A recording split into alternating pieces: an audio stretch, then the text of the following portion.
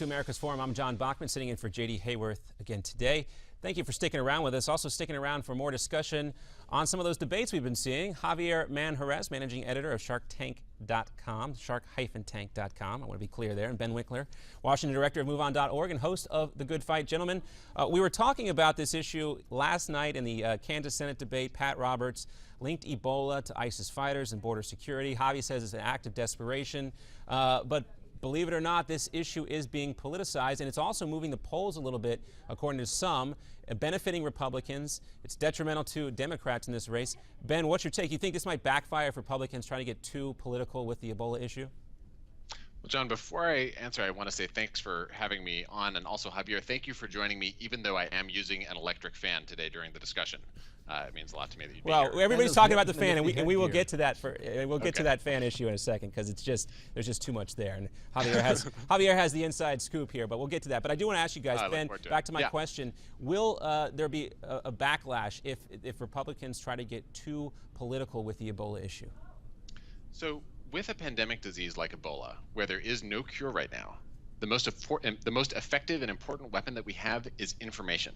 And that's why spreading hysterical disinformation is not only embarrassing, it's actually dangerous. I think if we see Republicans politicizing this issue and it causes such a hysterical response that more people get sick and more people die, that will politically totally backfire. We shouldn't even be coming close to that kind of line.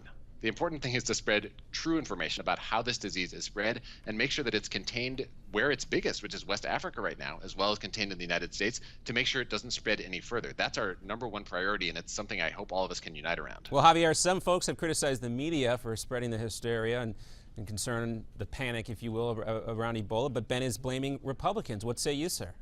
Look, why is this being politicized to begin with? I mean, it's a disease that doesn't discriminate between that's a good Republicans question, Javier, but why is a good question, but nonetheless, it is being politicized because, desperation, why not? Desperation on both sides. Look, Roberts is being desperate and using it, and Ben and the rest of the people on the Democrats on the left who fear a big loss is coming November are using it to try to gain some points or, maybe mitigate some of the damage that the Republicans are going to do in November. I don't know. I mean, I think to me, it's pretty asinine that anyone's using it politically.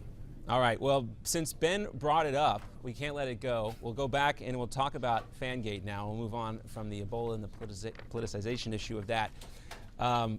We have the clip, and I think we have time to play it. We'll play it again because it just bears repeating. Here you go. Let me explain what this is all about. Governor Christ has asked to have a fan, a small fan, placed underneath his podium.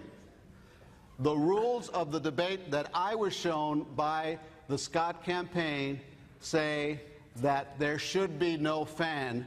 Somehow there is a fan there, and for that reason, ladies and gentlemen, I am being told that Governor Scott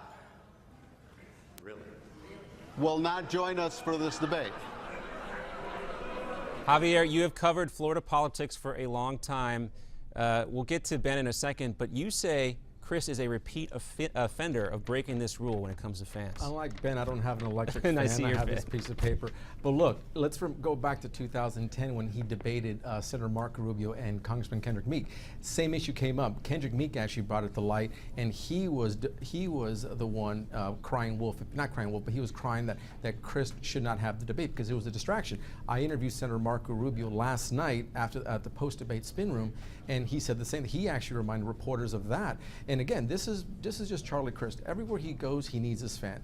I don't think it's to cool him down. I think it's more of a Linus blanket for him. But regardless, I mean, it was pretty bizarre as Rubio put it. But what's funny is what wasn't seen was when Chris was standing up there by himself, Rubio whispered in my ear, said, hey, listen, I'm kind of antsy at getting up there and debating him myself right now.